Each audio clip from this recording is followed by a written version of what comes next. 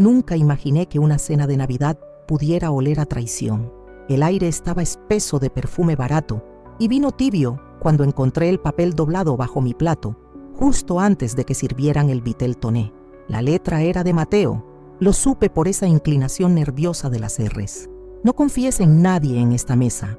Me quedé mirando las copas de cristal que habían sido de mamá, el mantel bordado que ella misma cosió hace 30 años, los rostros sonrientes de mi hermana Clara, mi cuñado Jorge, mis 2 sobrinas que hablaban de sus vacaciones en Punta del Este, como si el dinero creciera en los árboles del jardín. Mateo estaba al otro lado, evitando mi mirada, jugando con el tenedor. Tenía 23 años cuando mamá murió. Ahora rondaba los 28 y algo en su mandíbula apretada me decía que había crecido de golpe, que sabía cosas que yo todavía ignoraba. Guardé la nota en el bolsillo de mi vestido azul, ese que mamá me regaló el último cumpleaños que pasamos juntas. Seguí sonriendo, seguí masticando, seguí fingiendo que todo estaba bien, mientras Clara servía más vino y Jorge contaba un chiste sobre un político corrupto que nadie encontró gracioso. La ironía me atravesó como un cuchillo. Esa noche, cuando todos se fueron y quedé sola limpiando los platos en la cocina del departamento, que fue de mamá y ahora era técnicamente mío, según el testamento, volví a leer la nota bajo la luz amarillenta del extractor. Las palabras no habían cambiado. No confíes en nadie, ni siquiera en tu propia hermana, ni en el hombre con el que compartiste infancia, ni en las sobrinas que te llaman tía Bea, con esa dulzura ensayada. Durante 59 años, me había considerado una mujer que sabía leer a la gente. Fui maestra de primaria durante 3 décadas. Tuve 2 matrimonios que terminaron sin gritos, pero con silencios largos. Crié sola a mi hija, que ahora vivía en Madrid, y me llamaba los domingos para contarme de su vida que yo apenas reconocía.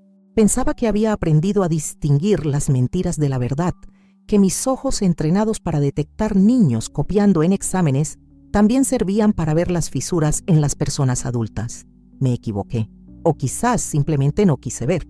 Los días después de Navidad fueron extraños. Mateo no respondía a mis mensajes. Clara me llamaba con excusas tontas, invitándome a tomar café, pero cancelando a último momento. Estoy con un resfrío, decía, aunque su voz sonaba perfectamente clara. Jorge tiene reuniones importantes, agregaba, como si eso explicara por qué ya no podíamos vernos en su casa de Núñez como habíamos hecho cada jueves durante los últimos 5 años. Empecé a sentir ese cosquilleo desagradable en el estómago, ese que te dice que algo anda mal, pero tu cerebro todavía no encuentra las palabras exactas para nombrarlo. Fue en Año Nuevo cuando decidí actuar. Estaba sola en el balcón del departamento, mirando los fuegos artificiales que estallaban sobre el río, pensando en mamá y en cómo ella siempre decía que la familia era lo único que importaba, cuando recordé algo. Mamá guardaba copias de todo en una caja de metal que escondía en el altillo del placar de su habitación. Documentos, escrituras, contratos. Por si acaso, solía decir con esa prudencia de mujer que vivió la inflación y las crisis. Nunca revisé esa caja después de su muerte. Clara se había encargado de organizar los papeles. Me dijo que todo estaba en orden, que el abogado tenía las copias necesarias. Confié, por supuesto que confié. Era mi hermana. A las 2 de la mañana del 1 de enero, con el ruido de los petardos todavía resonando en la calle, subí al banquito de madera y busqué en el altillo. La caja seguía ahí, cubierta de polvo y telarañas. La bajé con cuidado, como si fuera un tesoro frágil o una bomba a punto de estallar. Las 2 cosas, resultó ser. Dentro encontré el testamento original de mamá, fechado 3 años antes de su muerte. Lo leí 1 vez, 2 veces, 3 veces hasta que las palabras dejaron de bailar frente a mis ojos. No decía lo que yo creía, no decía lo que Clara me había contado. Mamá había dividido todo en partes iguales entre nosotras 2, sí, pero había añadido una cláusula específica. El departamento de Belgrano debía venderse y el dinero repartirse también entre sus 3 nietos, Mateo y las 2 hijas de Clara. No solo entre Clara y yo, entre todos, pero el departamento nunca se vendió. Yo vivía en él, pagando una renta simbólica que Clara decía era por los impuestos y el mantenimiento. Las escrituras estaban a nombre de una sociedad anónima que administraba Jorge. Nunca pregunté demasiado. Asumí que todo estaba legal, que Clara como albacea había hecho lo correcto. Encontré otros documentos en esa caja, cartas del abogado original, el doctor Méndez, que mamá había consultado, borradores con anotaciones de su puño y letra, y una carta para mí, escrita 6 meses antes de morir, cuando el cáncer ya le había quitado las fuerzas pero no la lucidez.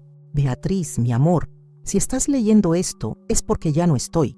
Quiero que sepas que tomé precauciones.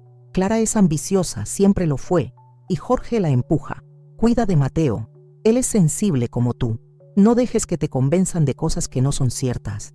El departamento no es tuyo solo, es de todos ustedes.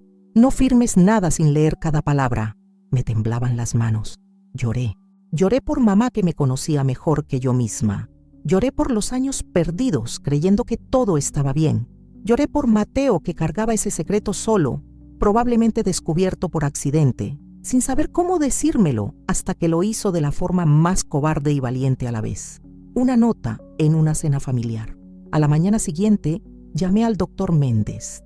Estaba retirado, pero me recibió en su casa de San Isidro, un lugar lleno de libros y olor a tabaco de pipa. Me miró con esos ojos grises que debían haber visto 1000 familias destruyéndose por herencias y me dijo lo que yo ya intuía. Su hermana presentó un testamento modificado. No sé cómo lo hizo. Probablemente falsificó la firma de su madre o sobornó a alguien. Yo tengo la copia certificada del original. Nunca me llamaron para el trámite sucesorio final. Asumí que habían ido con otro abogado. Me entregó documentos, me dio nombres de peritos, me explicó que todavía estaba a tiempo de revertir todo, pero que sería feo, costoso, largo, que las familias no sobreviven a estas batallas. ¿Y la verdad? Le pregunté. ¿La verdad sobrevive? Me miró largo rato antes de responder. Depende de cuánto esté dispuesta a pagar por ella. Salí de ahí con una carpeta marrón bajo el brazo y una decisión tomada. No por el dinero. Nunca me importó demasiado el dinero, sino por Mateo, por ese chico que tuvo el coraje de dejarme una nota cuando todos los demás seguían mintiendo, por mamá que me conocía y me cuidaba incluso desde la tumba, por mí misma, porque descubrí que a los 59 años todavía podía sentir rabia limpia, justa, la clase de rabia que te hace más fuerte en lugar de destruirte. Contraté a una abogada joven y feroz que me recordó a mí misma cuando tenía 30 años y creía que podía cambiar el mundo enseñando a leer. Se llamaba Lucía y hablaba rápido, con precisión quirúrgica. Esto es fraude, falsificación de documento público. Su hermana podría ir presa. Yo no quería eso, solo quería justicia. Solo quería que Mateo recibiera lo que mamá había querido darle, que las sobrinas también, aunque sus padres fueran unos mentirosos. Los hijos no tienen la culpa de los pecados de sus padres. Le escribí a Mateo: necesito verte. Sé todo. Gracias por confiar en mí, respondió en 5 minutos. Tía, perdón, debí decírtelo antes. Encontré los papeles en la oficina de papá, no sabía qué hacer. Nos vimos en un café de Palermo, uno de esos lugares hipster, donde sirven café de especialidad a precios ridículos. Mateo llegó con ojeras y las manos temblorosas. Me contó todo. Cómo había escuchado una conversación entre sus padres 2 años atrás. Cómo Clara se jactaba de haberme convencido de quedarme en el departamento, pagando esa renta que en realidad iba directo a sus cuentas. Cómo Jorge había falsificado la firma de mamá con ayuda de un escribano corrupto que ahora estaba muerto. Cómo sus hermanas no sabían nada pero vivían con la culpa de tener más que él. ¿Por qué no me lo dijiste antes?, le pregunté. Porque tenía miedo de que no me creyeras, de que eligieras a mamá sobre mí. Lo abracé ahí mismo, en medio del café lleno de gente que nos miraba con curiosidad. Mateo, amor, nunca hubiera elegido una mentira sobre ti. Jamás. Lo que vino después fue técnico y frío. Lucía presentó la demanda. Clara recibió la notificación un martes de febrero, en plena ola de calor. Me llamó gritando, llorando, acusándome de traicionar a la familia. Mamá hubiera querido que nosotras nos lleváramos bien, chilló por teléfono. Mamá hubiera querido que cumpliera su voluntad, respondí con una calma que me sorprendió a mí misma.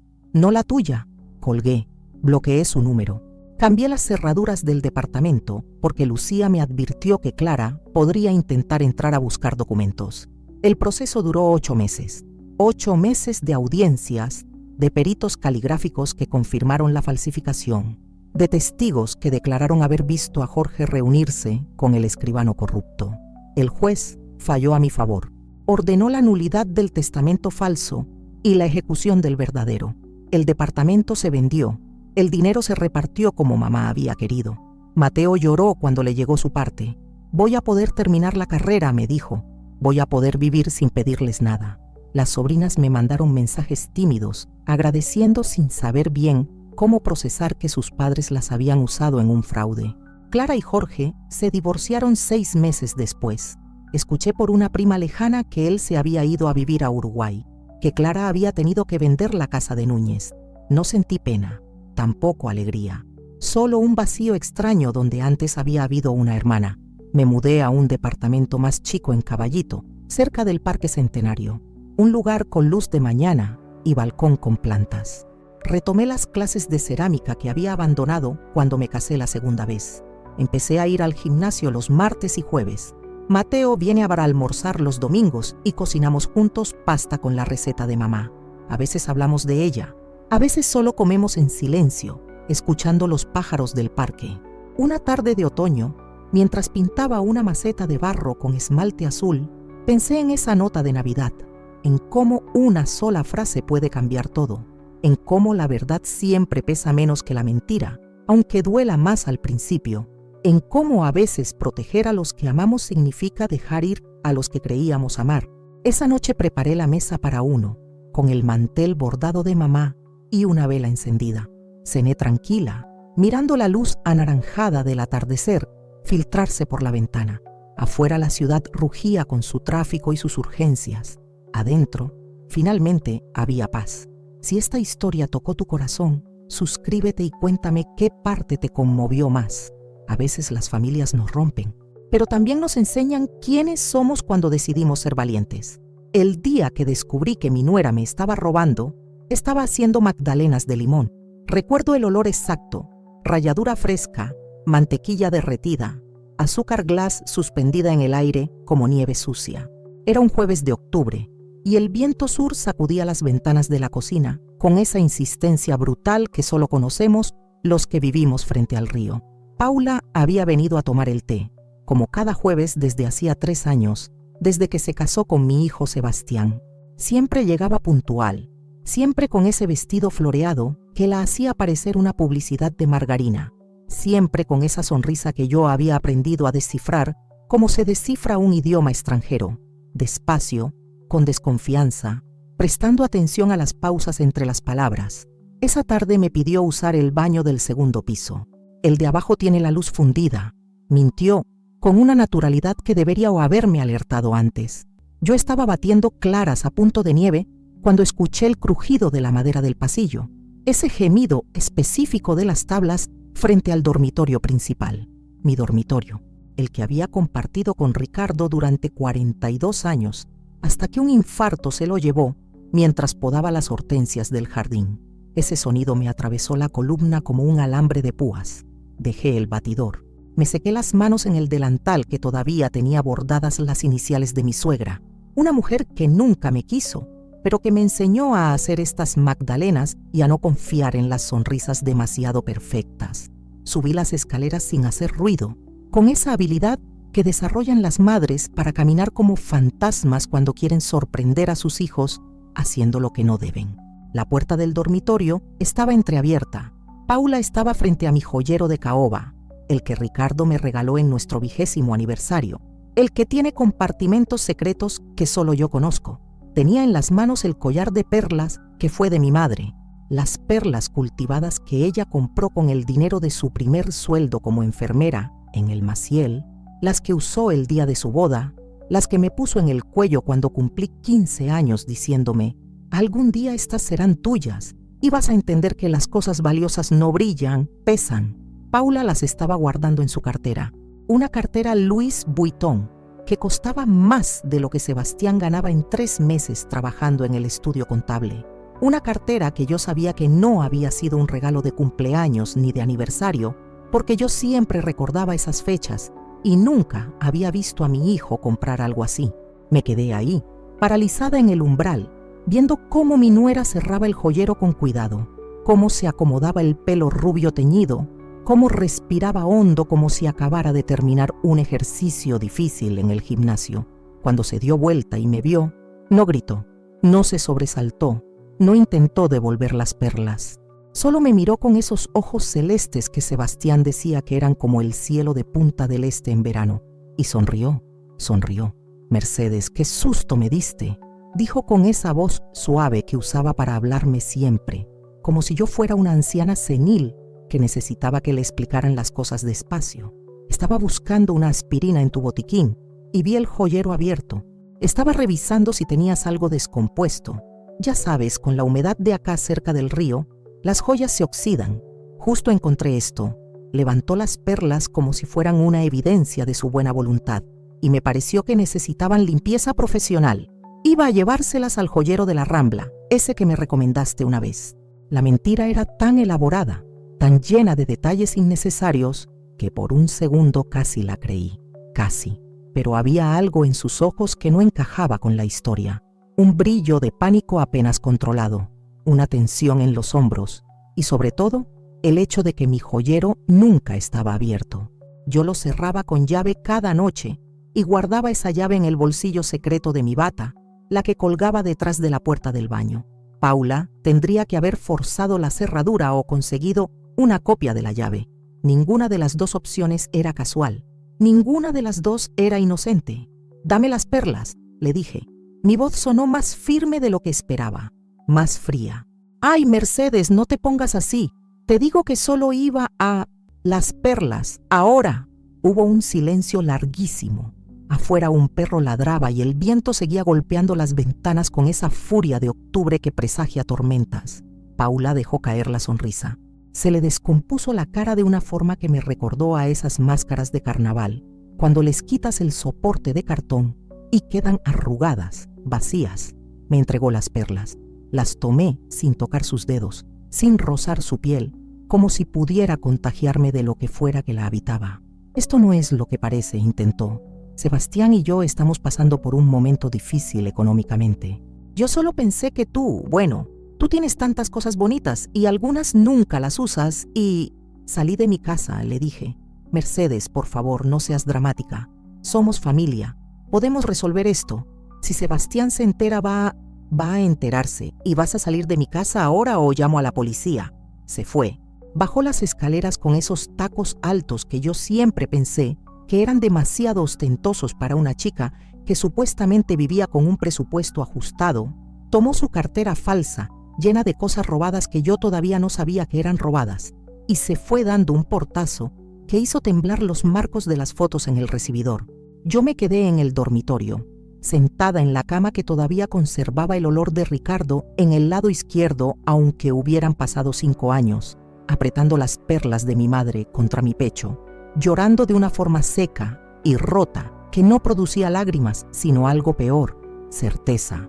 Esa noche no dormí. No, me quedé en la cocina con todas las luces encendidas, haciendo inventario mental de todas las veces que Paula había estado sola en mi casa, todas las veces que yo había salido a comprar pan y la había dejado esperando a Sebastián en el living, todas las veces que ella había insistido en ayudarme a ordenar después de las cenas familiares, subiendo al piso de arriba a buscar más sillas o traer las copas buenas. Fui al dormitorio y abrí el joyero con manos temblorosas. Empecé a revisar. Los aros de brillantes que Ricardo me regaló cuando nació Sebastián no estaban. El broche de oro blanco con rubíes que heredé de mi abuela, desaparecido.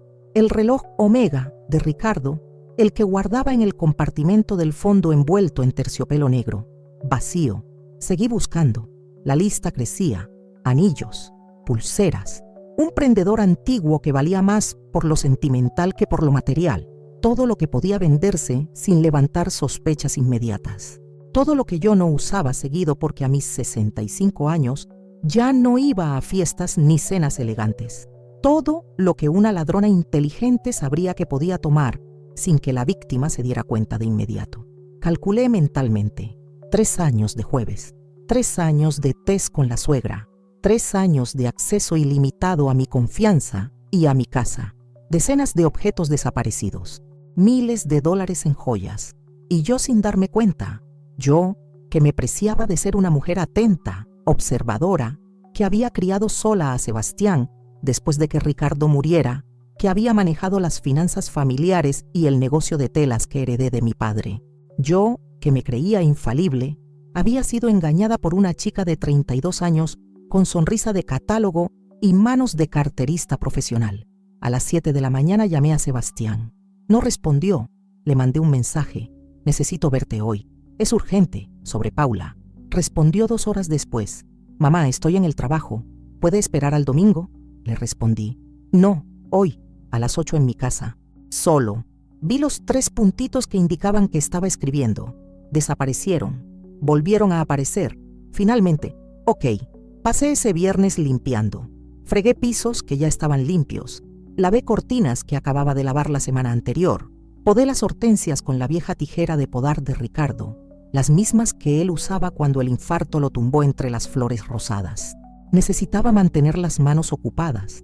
Necesitaba no pensar en lo que venía, porque sabía, con esa intuición que tienen las madres que conocen a sus hijos mejor que ellos, se conocen a sí mismos, que esto era más grande que un collar robado, que Paula no actuaba sola, que Sebastián sabía algo, que mi familia, la pequeña familia de 2 que nos quedaba después de la muerte de Ricardo, estaba rota de una forma que todavía no terminaba de entender.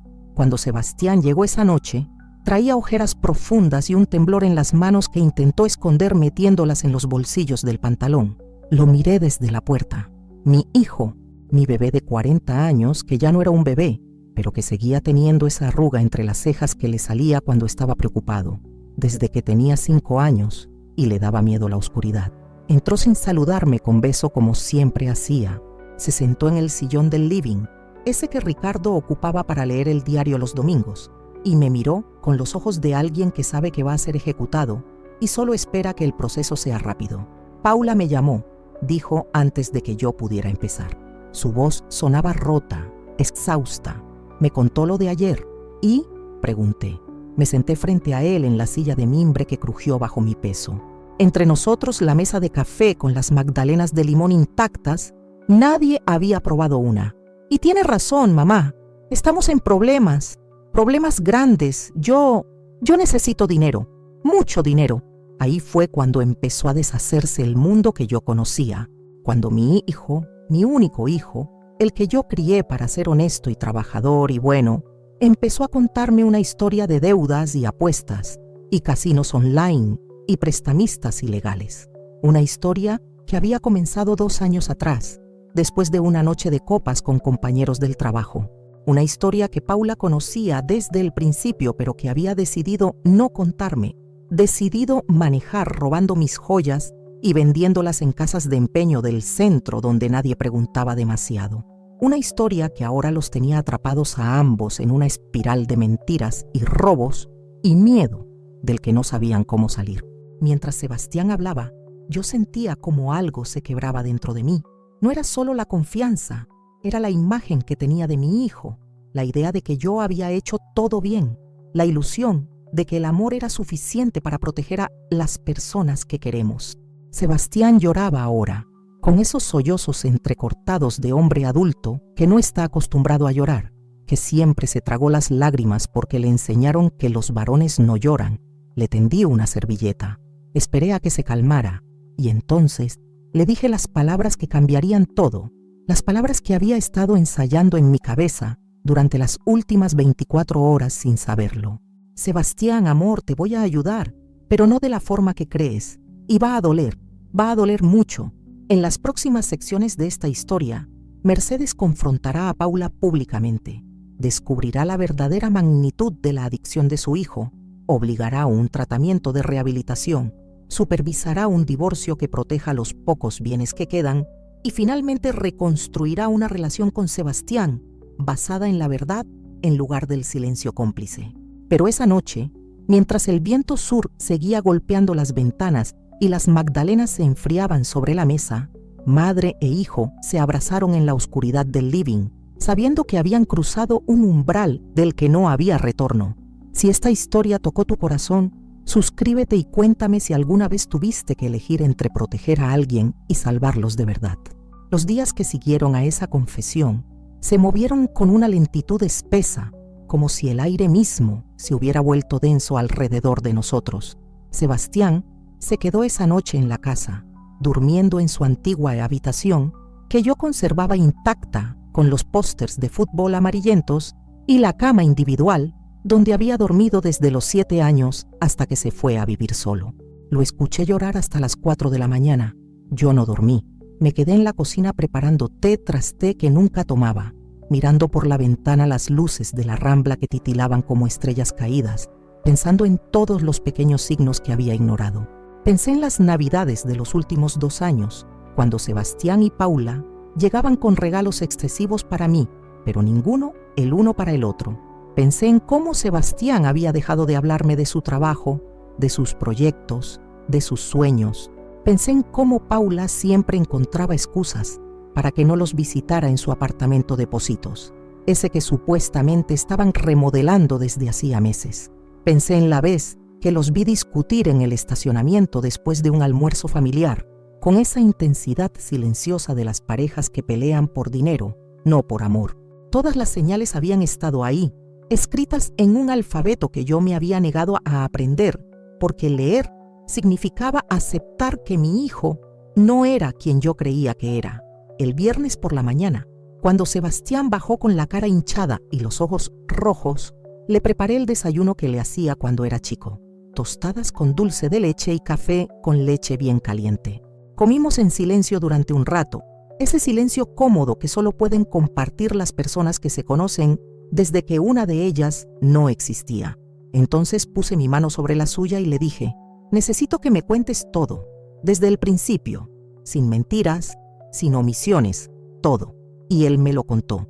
Cómo había empezado de forma inocente, apostando pequeñas sumas en partidos de fútbol con un compañero del estudio contable donde trabajaba. Cómo las apuestas fueron creciendo, volviéndose más frecuentes, más arriesgadas. Cómo descubrió los casinos online, esos que funcionan las 24 horas y te permiten apostar desde el teléfono mientras estás en una reunión o esperando el ómnibus. Como al principio ganó lo suficiente como para sentirse inteligente, especial, tocado por una suerte que lo diferenciaba del resto de los mortales. Como esas ganancias lo hicieron apostar más, convencido de que había encontrado un sistema, una fórmula mágica para multiplicar el dinero que nunca llegaba a fin de mes. Fue después de que papá murió, dijo mirando su café, como si ahí estuvieran escritas las respuestas. No podía dormir. Me sentaba en la computadora a las 3 de la mañana y las apuestas me ayudaban a no pensar, a sentir algo que no fuera ese hueco en el pecho.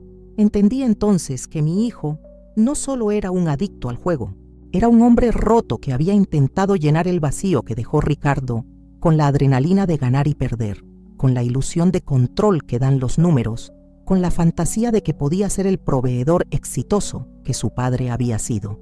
Y yo, absorta en mi propio duelo, no lo había visto. Había estado tan ocupada llorando a mi esposo que no noté que mi hijo también se estaba ahogando. ¿Cuánto debes?, pregunté. La pregunta más práctica, la más concreta, la única que en ese momento podía formular sin desmoronarme. $200,000, susurró. Quizás más. Dejé de contar hace meses. La cifra me golpeó como una bofetada. $200,000. El precio de 3 apartamentos en un barrio decente. El valor del negocio de telas que mi padre construyó durante 40 años. El dinero suficiente para que una persona desapareciera en otro país y empezara de cero. Respiré hondo. Volví a respirar. Obligué a mi cerebro a funcionar en modo práctico, en modo solución, porque si me permitía sentir el peso completo de esa cifra, me hundiría. ¿A quién le debes?, continué. A los casinos, unas 20,000, el resto a prestamistas, gente que conocí en un foro online, gente que no pregunta y cobra intereses del 5% semanal. ¿Semanal? Semanal. Dios mío, Sebastián. No era religiosa, pero en ese momento necesitaba invocar algo más grande que yo, algo que pudiera ayudarme a entender cómo mi hijo inteligente, mi hijo educado, mi hijo que se graduó con honores de la Facultad de Economía, había caído en las manos de usureros de 5ª categoría. Paula sabía todo esto desde cuándo, desde el principio. Ella intentó ayudar. Al principio pagó algunas deudas con su tarjeta de crédito, después con sus ahorros. Cuando se le acabó el dinero, yo le dije que tú tenías cosas de valor que nunca usabas, que no te darías cuenta si faltaba algo. Fue idea mía, mamá, no de ella. Yo la empujé a hacer esto. Ahí estaba la verdad más dolorosa. Mi hijo no era solo la víctima, era también el arquitecto de su propia destrucción y de la destrucción de todos los que lo rodeaban. Paula no era una ladrona oportunista. Era una mujer desesperada, casada con un hombre que la había arrastrado a un pozo del que no sabían cómo salir. No justificaba lo que había hecho. Robar seguía siendo robar, pero entendía ahora la complejidad de la situación. No era blanco y negro, era una escala completa de grises, cada uno más oscuro que el anterior. ¿Cuánto sacaron de mi casa?, pregunté. Necesitaba saber la magnitud total del daño. Como $50,000 en joyas, quizás 60. Lo fuimos vendiendo de a poco para pagar los intereses más urgentes, para que no vinieran a buscarme. ¿Te amenazaron? Sí. Se levantó la manga de la camisa. Tenía un moretón amarillento en el antebrazo, casi desvanecido pero todavía visible. Hace 3 semanas, 2 tipos me esperaron a la salida del trabajo. Me dijeron que si no pagaba en un mes, me iban a romper las rodillas, que después irían por Paula, que después por ti. Sentí un frío líquido recorrerme la columna. No era solo deuda, era peligro real, físico, el tipo de peligro que termina en hospitales o peor. Mi hijo estaba en las manos de criminales que no negociaban, que no perdonaban, que solo entendían el lenguaje del dinero y la violencia. Y yo, una mujer de 65 años, que no había enfrentado nada más peligroso que una discusión con el carnicero sobre el precio de la carne, tenía que encontrar la forma de sacarlo de ahí. ¿Qué querés que haga?, me preguntó Sebastián. Su voz era la de un niño asustado, la misma que tenía cuando se caía de la bicicleta o tenía pesadillas con monstruos debajo de la cama. Mamá, decime qué hago y lo hago. Estoy desesperado. Me levanté de la mesa, fui al aparador del comedor y saqué la libreta donde Ricardo anotaba las finanzas familiares. La había mantenido actualizada después de su muerte por costumbre, por necesidad de sentir que todavía controlaba algo. Pasé las páginas hasta encontrar el resumen de nuestros bienes. La casa de Punta Carretas donde vivíamos, valuada en unos $300,000. Las acciones del negocio de telas, que generaban dividendos modestos pero constantes. Una cuenta de ahorro que Ricardo había abierto para nuestra vejez, con unos $80,000. El auto, algunos bonos del gobierno. Sumé mentalmente. Teníamos recursos. No éramos ricos, pero tampoco pobres. Podíamos cubrir la deuda de Sebastián si liquidábamos casi todo, pero eso no resolvería el problema real. Pagar la deuda sin atacar la adicción era como poner una venda sobre una herida infectada. Parecía solución, pero solo posponía la gangrena. Necesitábamos algo más profundo. Necesitábamos un plan que salvara a mi hijo, no solo de los prestamistas, sino de sí mismo. Esto es lo que vamos a hacer, le dije con una firmeza que no sabía que poseía. Primero, hoy mismo vas a llamar a tu jefe y vas a pedir licencia médica. Vas a decirle que estás enfermo, que necesitas tratamiento, que volverás cuando estés mejor. Segundo, vas a buscar un centro de rehabilitación para adicción al juego. Hay uno en Carrasco que investigué anoche. Se llama Nuevo Horizonte. Tienen programa intensivo residencial de 3 meses. Vas a internarte ahí la semana que viene. Mamá, yo no necesito internarme. Puedo manejar esto desde casa. Puedo... No podés, lo interrumpí. Y esto no es negociable. O te internás o no te ayudo con la deuda. Y sin mi ayuda, esos hombres van a cumplir sus amenazas. Sebastián abrió la boca para protestar, pero algo en mi expresión debe haberle indicado que esta vez no cedería. Que esta vez la madre complaciente que siempre lo había perdonado, que había justificado sus malas notas en la escuela y sus novias inadecuadas y sus trabajos abandonados a mitad, esa madre ya no existía. En su lugar había una mujer que había decidido que salvar a su hijo significaba ser más dura que nunca antes. Tercero, continué, vas a divorciarte de Paula. ¿Qué? ¿No? Mamá, Paula me ama.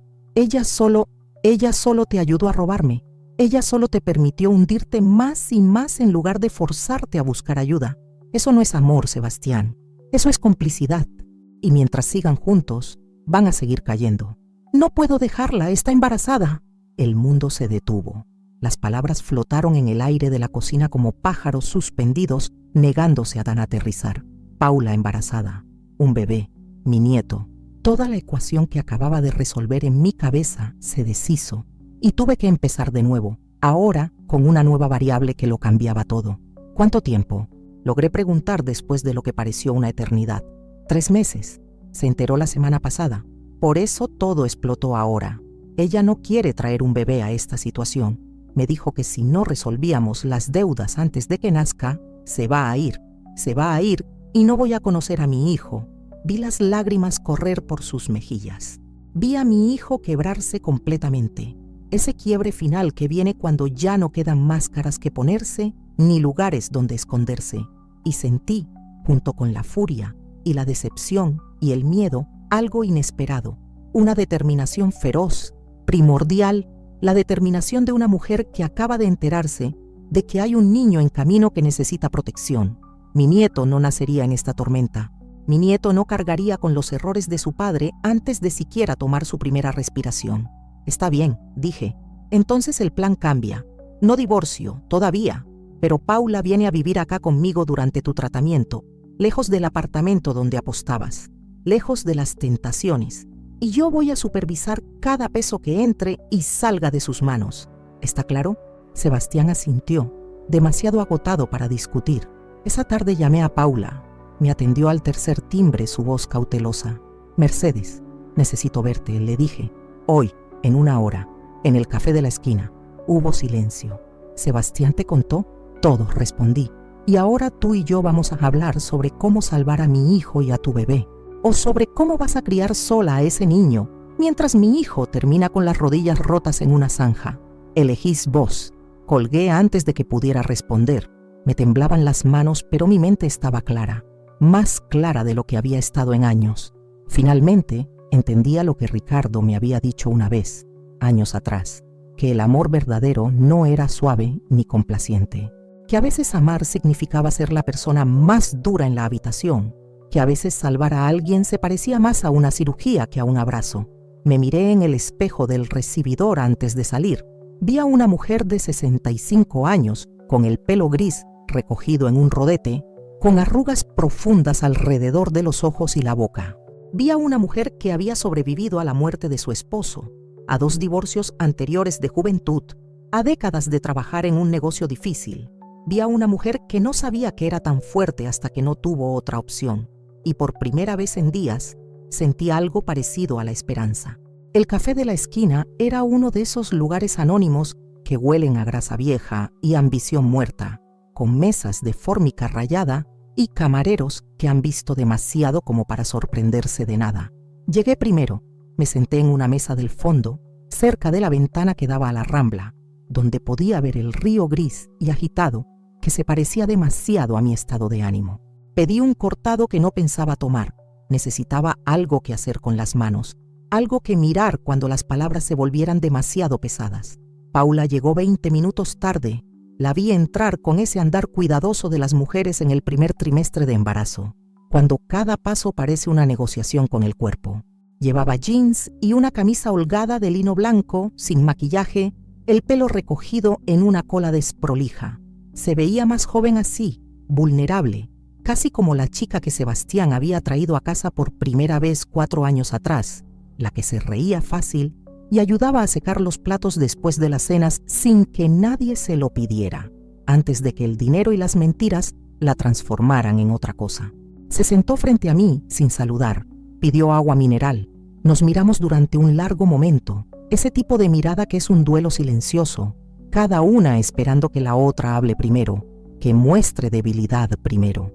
Finalmente fui yo quien rompió el silencio, porque en esta guerra yo tenía más años de experiencia, más cicatrices acumuladas, más paciencia aprendida en trincheras que Paula ni siquiera sabía que existían.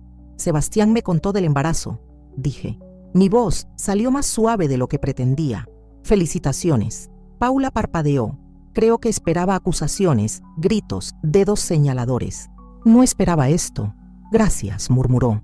Después, con más firmeza, Mercedes, yo sé que me odias. Tenés todo el derecho, pero necesito que sepas que yo nunca quise lastimarte. Las cosas se fueron de las manos y... No te odio, la interrumpí. Era verdad. El odio requiere energía, pasión, un tipo de involucramiento emocional que yo ya no tenía con ella. Lo que sentía era más cercano a la lástima mezclada con esa decepción fría que viene cuando alguien confirma exactamente lo peor que pensabas de ellos. Pero tampoco confío en vos. Y eso es peor que el odio, porque el odio se puede trabajar, se puede convertir en otra cosa. La confianza rota es como un vaso hecho pedazos. Podés juntar los fragmentos, pero nunca va a contener agua de nuevo. Paula bajó la mirada. Jugó con el vaso de agua que el camarero acababa de traer, haciéndolo girar sobre la mesa. Yo lo amo, dijo finalmente. Sé que no me vas a creer, pero es verdad. Amo a tu hijo. Y cuando empezó todo esto con las apuestas, pensé que podía salvarlo. Pensé que si lo apoyaba, si le conseguía dinero para que pudiera salir del pozo, eventualmente lo lograríamos juntos. Pero no lo lograron, dije. Lo hicieron peor. Cada vez que le conseguías dinero le estabas dando otra dosis de la droga, porque eso es el juego para él, Paula. Una droga, y vos fuiste su dealer. La palabra cayó entre nosotras como un cuchillo. Paula levantó la vista bruscamente, los ojos brillantes de lágrimas contenidas. No sabía qué más hacer. Me daba terror que lo lastimaran. Esos hombres, Mercedes, sí los hubieras visto.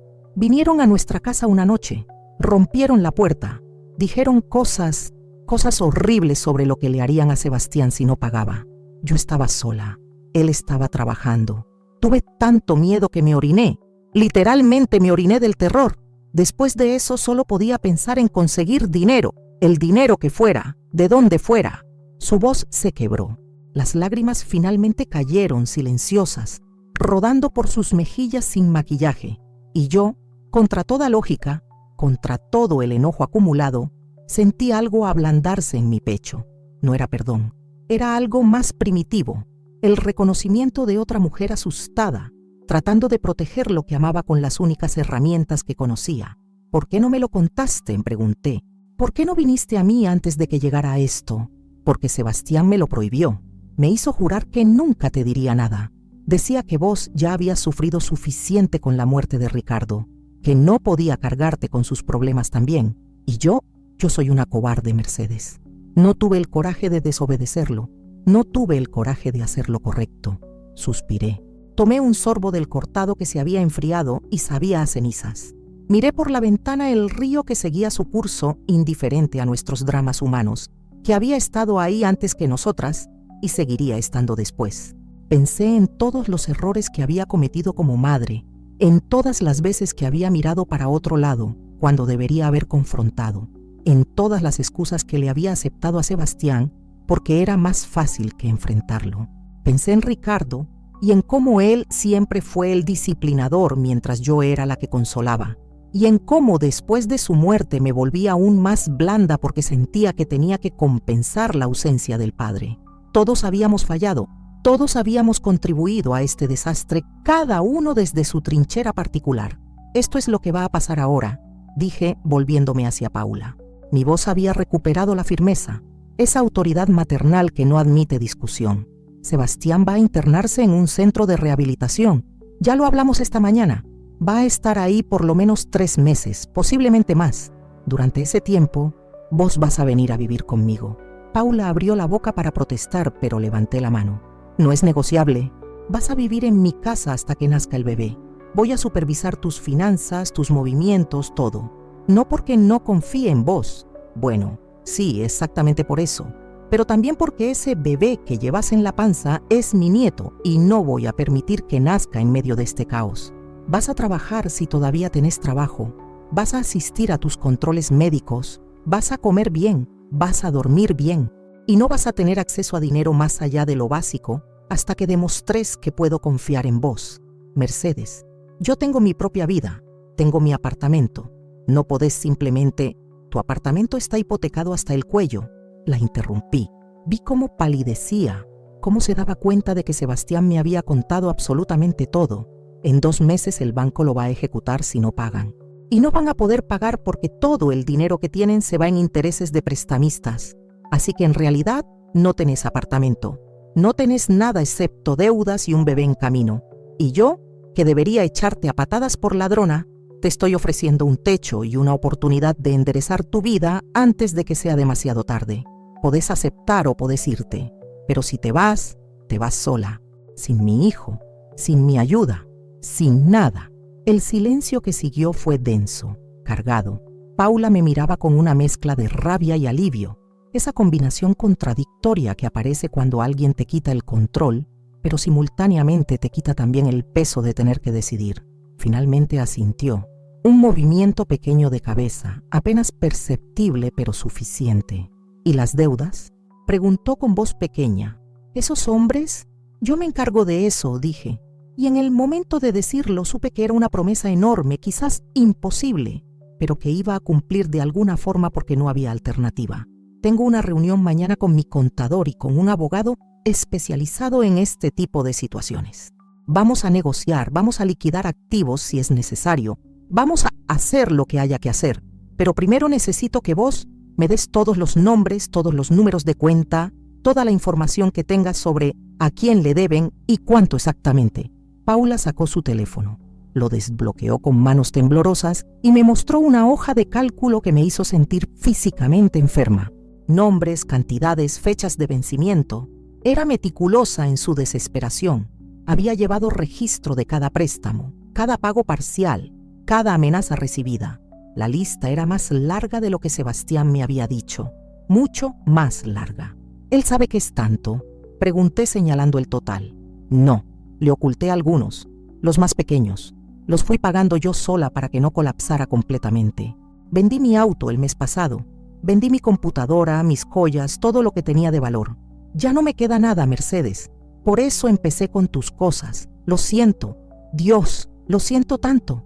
Lloró entonces de verdad, con esos sollozos que vienen del estómago y hacen temblar todo el cuerpo. La gente en las otras mesas empezó a mirarnos con curiosidad. El camarero se acercó con preocupación fingida. Le hice un gesto de que todo estaba bien, aunque nada estaba bien, aunque todo estaba roto de formas que todavía estaba empezando a comprender. Esperé a que Paula se calmara. Le pasé servilletas de papel áspero que absorbieron sus lágrimas y su maquillaje corrido dejando manchas grises. Cuando finalmente pudo respirar con normalidad de nuevo, le dije: escúchame bien porque voy a decir esto una sola vez.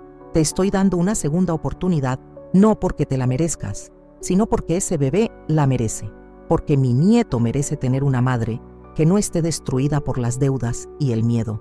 Pero si me volvés a mentir, si me volvés a robar, si haces cualquier cosa que ponga en riesgo a ese niño o a mi hijo, vas a descubrir que esta vieja puede ser mucho más dura de lo que parezco. ¿Entendés? Sí, susurró. Decilo más fuerte. Sí, entiendo. Bien, ahora vamos a mi casa. Vamos a preparar la habitación de huéspedes para vos. Mañana vamos juntas a tu apartamento y traemos tus cosas esenciales. Y pasado mañana empezamos a armar el plan para salir de este infierno que ustedes mismos construyeron. Pagué el café. Salimos a la calle donde el viento sur había amainado un poco, pero el frío seguía calándome los huesos. Paula caminaba a mi lado en silencio, abrazándose a sí misma. Parecía más pequeña ahora, más frágil, como si la confesión le hubiera quitado 20 kilos de encima y con ellos toda su bravuconería. Cuando llegamos a mi casa, Sebastián estaba en el jardín podando las hortensias con la vieja tijera de Ricardo. Se detuvo al vernos llegar juntas. Nos miró a las dos con una expresión de esperanza mezclada con terror, esa mirada del condenado que espera el veredicto del juez. Paula corrió hacia él y se abrazaron ahí mismo entre las flores rosadas, aferrándose el uno al otro como náufragos a un bote salvavidas. Yo los miré desde la entrada. Miré a mi hijo roto y a su esposa ladrona abrazados en el jardín que Ricardo plantó hace 30 años. Miré las hortensias que habían sobrevivido a tantos inviernos, a la muerte de mi esposo, a mi soledad. Y pensé que quizás, solo quizás, si éramos lo suficientemente fuertes y lo suficientemente honestos y lo suficientemente tercos, también podríamos sobrevivir a esto. Entré a la casa, fui a la habitación de huéspedes y empecé a cambiar las sábanas limpias para un nuevo comienzo, o al menos para la posibilidad de uno. La primera semana con Paula viviendo en mi casa Fue como aprender a caminar sobre vidrio molido. Cada conversación era un campo minado de silencios incómodos y frases a medio terminar. Yo había convertido la habitación de huéspedes en su dormitorio temporal, sacando las cajas de fotos viejas y los vestidos de fiesta que nunca volvería a usar, colgando cortinas nuevas de un tono crema que encontré en liquidación. Paula traía consigo 3 maletas y una tristeza que llenaba cada rincón de la casa como un olor persistente. Desayunábamos juntas en silencio. Yo tomaba mi té con 2 cucharadas de azúcar mientras ella picoteaba tostadas que apenas tocaba, con esa náusea del primer trimestre escrita en cada gesto. Sebastián había entrado a Nuevo Horizonte un lunes lluvioso de noviembre. Lo acompañamos las 2, Paula y yo, formando una extraña procesión de mujeres rotas llevando al hombre que habíamos fallado en salvar antes de que fuera demasiado tarde. El centro quedaba en Carrasco, en una casa antigua, reciclada con jardines prolijos y rejas pintadas de blanco que intentaban disimular que era una prisión voluntaria. Sebastián firmó papeles con manos temblorosas, mientras una psicóloga de pelo corto y sonrisa profesional le explicaba las reglas. Sin teléfono celular las primeras 4 semanas, sin visitas los primeros 15 días, terapia individual diaria y grupal 3 veces por semana, talleres ocupacionales para mantener las manos y la mente ocupadas en algo que no fuera apostar. Cuando llegó el momento de despedirnos, Sebastián abrazó a Paula durante tanto tiempo que la psicóloga tuvo que interrumpirlos suavemente. «Es hora», dijo con esa voz entrenada para ser firme sin sonar cruel. Después mi hijo me abrazó a mí y susurró en mi oído. «Gracias, mamá. Perdón por todo. Te prometo que voy a salir de acá mejor». Yo no le dije que las promesas de un adicto no valían nada, que lo sabría cuando lo viera, que el amor no era suficiente para curar lo que estaba roto dentro de él. Solo lo apreté fuerte y dejé que se fuera, viéndolo caminar por ese pasillo blanco hacia un futuro incierto. En el auto de vuelta, Paula lloró todo el camino. Yo manejaba concentrada en el tráfico de la Avenida Italia, dejándola llorar sin comentarios ni consuelos baratos. A veces el llanto es lo único honesto que podemos ofrecer y cualquier palabra lo arruinaría. El jueves de esa semana tuve mi primera reunión con el abogado. Se llamaba Fernando Bastos y tenía un despacho pequeño en Ciudad Vieja, arriba de una farmacia que olía a desinfectante y desesperación. Era un hombre de unos 50 años, con entradas pronunciadas y corbata aflojada, el tipo de abogado que se especializa en los desastres ajenos, porque ha visto demasiados propios. Le mostré la lista de deudas que Paula había compilado. La estudió en silencio durante lo que pareció una eternidad, moviendo los labios mientras sumaba mentalmente, haciendo anotaciones en un bloc con letra ilegible. $243,000 en total, dijo finalmente. Más intereses acumulados que probablemente sumen otros 50,000 si dejamos que siga corriendo. La mayor parte es con prestamistas ilegales. Estos 3 nombres que marcó acá, señaló con el dedo, son conocidos, gente peligrosa. El resto parece ser préstamos más pequeños, con casas de empeño y un par de casinos online que tienen sede en Curazao, así que olvídate de cualquier protección legal de este lado. ¿Qué opciones tengo?, pregunté. Mi voz sonaba más calmada de lo que me sentía. Fernando se reclinó en su silla que chirrió protestatoriamente. Opción 1, liquidás todos tus activos, vendes tu casa, vacías tus cuentas bancarias y pagas todo. Te quedas en la calle pero tu hijo vive. Opción 2, negocias con los prestamistas una quita de la deuda a cambio de un pago único más bajo. Riesgoso porque esta gente no siempre es razonable, pero a veces prefieren recuperar algo ahora que seguir esperando por el total. Opción 3, tu hijo se declara en quiebra. Ustedes desaparecen por un tiempo y esperan que los prestamistas se cansen de buscarlo. Más riesgoso todavía y francamente no lo recomiendo porque he visto cómo termina esa historia. ¿Y una opción 4? Insistí. Una donde no pierda todo, pero tampoco ponga en riesgo a mi hijo. Fernando me miró con esos ojos cansados que han visto demasiadas familias destruirse. Opción 4. Yo hablo con los 3 prestamistas grandes. Les ofrezco $150,000 en efectivo para saldar todo, incluyendo los intereses futuros. Es menos de lo que les deben, pero es dinero garantizado ahora mismo. La mayoría de estos tipos son pragmáticos. Un pájaro en mano vale más que 100 volando. Para eso vas a tener que hipotecar tu casa o vender participaciones del negocio de tu padre. Y vas a tener que hacerlo rápido porque cada día que pasa es un día más de intereses. Y los casinos online, esos olvídate, no tienen forma legal de cobrarte en Uruguay. Pueden fastidiarte por internet, pero no pueden tocarte físicamente. Los ignoras y eventualmente se cansan. Respiré hondo. $150,000, la mitad del valor de mi casa, casi todo lo que quedaba de los ahorros de una vida.